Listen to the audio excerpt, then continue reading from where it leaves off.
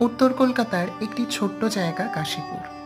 ঐতিহাসিকভাবে ১৭১৭ সালে মুঘল সম্রাট ফারুক শিয়ারের কাছ থেকে ৩৮টি গ্রাম ভাড়া হিসাবে নেন ইস্ট ইন্ডিয়া কোম্পানি। এর মধ্যে ৩৩টি ছিল কলকাতার দিকে এবং বাকি ৫টি ছিল হাওড়ার দিকে।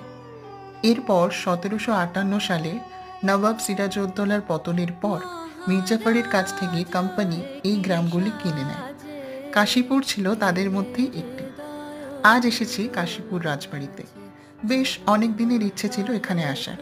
যদিও এই বাড়িটি সম্পর্কে বেশি কিছুই জানি না, তবে বহু ঐতিহাসিক সাক্ষ্য বহন করছে এই বাড়িটি, সেটি এই বাড়িটিকে দেখলেই বোঝা যায়।